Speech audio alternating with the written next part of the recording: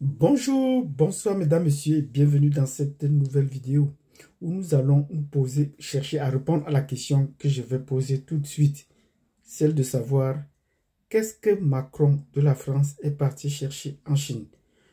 Ça fait plusieurs semaines qu'il est parti en Chine et on doit toujours chercher les dessous de cette visite parce que c'est une visite qui porte beaucoup d'enjeux sur le plan des relations entre les deux pays, la Chine et la France, mais également sur le plan international, un continent, l'Europe et la Chine. C'est de cela qu'il est question. Mais au-delà, ça pose un problème de géostratégie globale. Et nous allons tenter d'apporter les réponses à cette question euh, après cet intermède. Donc, si vous voulez en savoir davantage, abonnez-vous, cliquez sur la cloche de notification et je vous donne rendez-vous tout de suite. Bienvenue dans cette vidéo où nous allons apporter des réponses à la question qu'est-ce que Macron est parti chercher en Chine en ce moment trouble?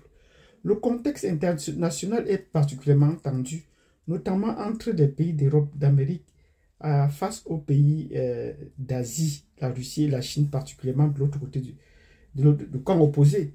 Et Macron, on comprend Macron à gauche, Macron à droite. En Ukraine, en Russie, en Afrique, et le voilà qui va encore en Chine. Qu'est-ce qu'il est parti faire en Chine alors qu'il y a une grogne sociale qui est de plus en plus grandissante dans son propre pays, où à l'Union européenne, on l'interpelle sur les droits de l'homme et le gouvernement français ne daigne pas se représenter tous les parlementaires français. Qu'est-ce qu'il est parti chercher en Chine? Pour essayer de comprendre cela, nous allons essayer de restituer le contexte des relations internationales, le contexte des relations géopolitiques entre la France et la Chine. Rappelez-vous, la France a longtemps jugé la Chine comme un pays du tiers-monde et elle a continué à le dire, c'est même la dernière qui continuait à traiter la Chine comme un pays de seconde zone.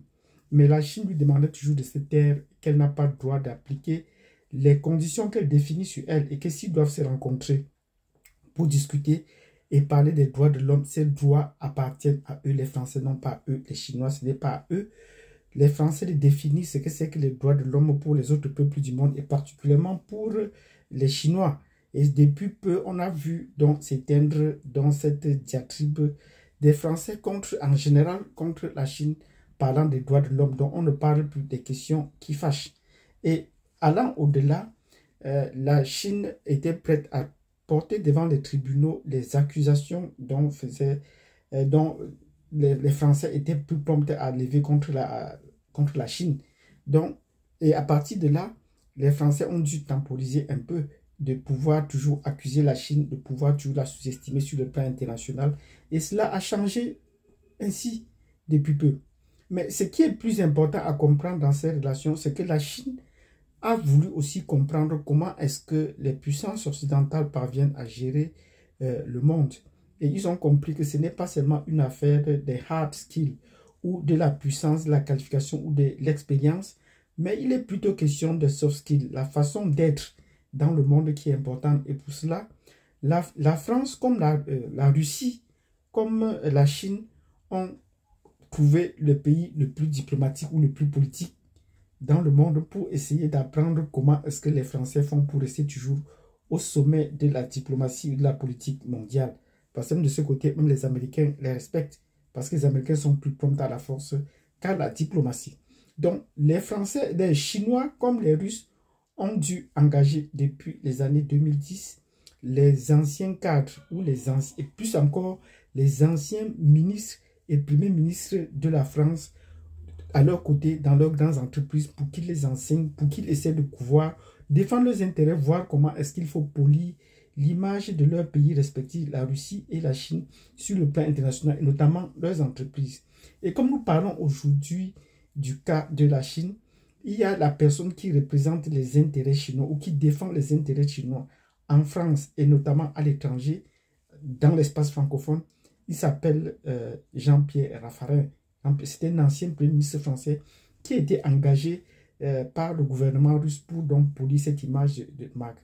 C'est vrai que c'est le signe de l'amitié entre la Russie, entre la Chine et la France, mais depuis peu, les Français commencent déjà à déchanter parce que pour faire ce travail, il a dû engager beaucoup d'autres premiers ministres, il a dû engager beaucoup d'autres ministres et beaucoup d'autres cadres français dans le contexte de la construction ou du polissage de l'image de la Chine sur le plan international.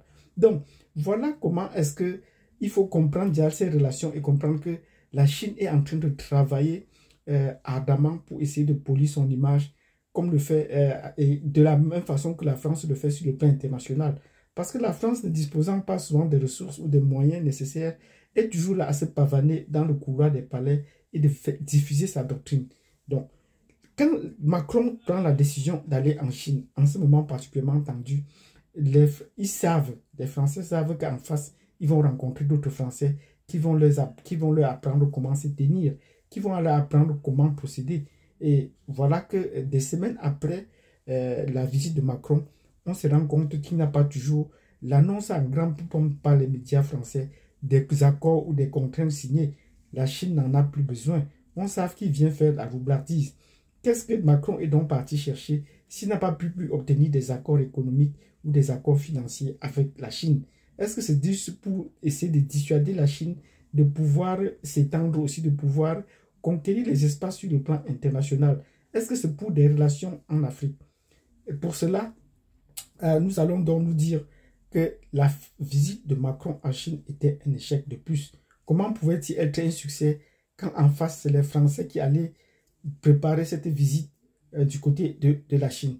Donc, voilà comment la France continue à accumuler les défaites.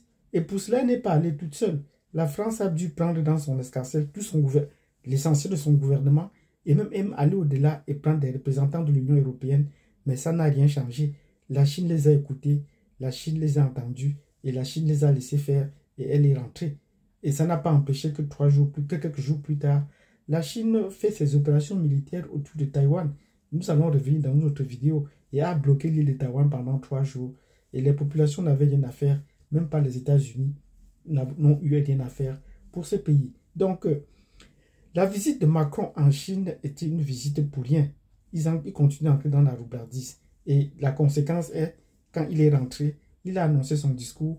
Dès l'annonce de son discours, les Français criaient déjà au boycott. Et il fallait répondre par des cris de casserole.